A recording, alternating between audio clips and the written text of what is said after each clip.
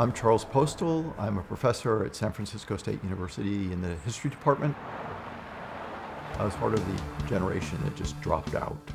By the time I was 15, 16 years old, I was hitchhiking, taking this job or that job. Never really stopped doing that for about 20 years.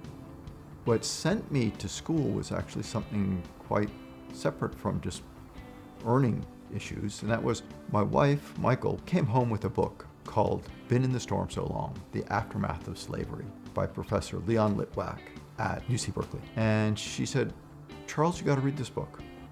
And I read this book, and it just blew me away. And I said, if they read books like this at college, I think I want to go to college. Quitting high school at 15, I'm almost 40 when I transferred to Berkeley. But there I studied with Leon Litwack and got my doctorate. So my first book came out and sort of allowed me to open a lot of doors of where I could work. And this job came open at San Francisco State, and couldn't be more pleased. My overall goal in my collective work as an academic, as a writer, has been to bring out stories that haven't been told. And my first big book was about the farmer labor populists of the 1890s. Their story had been told a lot, but I felt that their voices, the voices of the actual farmers and laborers, hadn't been told. People had written about what they think about them rather than what they had to say. Then I wrote a book that's basically a prequel, and this is about post-Civil War to the 1890s, which had a major goal of explaining the structural racism that was put in place at the end of the Civil War.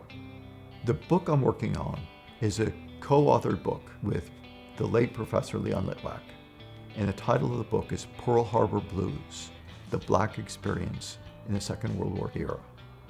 We have quite a bit of history writing about black divisions that fought with Patton or the Tuskegee Airmen, the exploits of people who fought. We have very little written about what was it like to be in one of these camps and spend 4 years or 3 years or 2 years doing menial labor under the system of Jim Crow. I think it's really important that people understand that the World War II experience was not just this great generation that did all these great things. Segregation, World War II America, is part of the structural racism that resulted in what we have today. That generation, how did they go from being the sons of mechanics to corporate managers, which is this phenomenal development? And why was some parts of the population skipped in that process? My goal as a teacher is in part to discuss those stories. Let's talk this over. Let's read about those stories.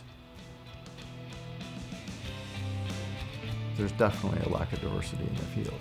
There are a lot of institutional and social reasons for that need to be dismantled and open up the field. One of the problems is the shutting down of new hires and the shrinking of departments makes it harder to diversify, makes it harder to open it up. And yes, we need more people from all directions and all experiences in our history departments because it makes a difference in terms of what history will be told. I would be more hopeful, except the field of history as an institution is struggling right now. It has a lot of challenges. Part of it is just the political environment where the teaching of history in many states of the United States is essentially being shut down because of the hysteria about critical race theory and related anti-woke legislation that's basically means you can't teach history. There are two ways to answer the question of why become a historian. One is just simply professionalization, and the second one is, I think, to survive in this world, you need to understand it. And there's no other better way to understand it than to know how we got here. Know it came before. We are living in very complicated times, and to make some sense of the madness is just empowering. It's empowering. Knowledge is power. That was the old populist slogan, knowledge is power. And I think that's true.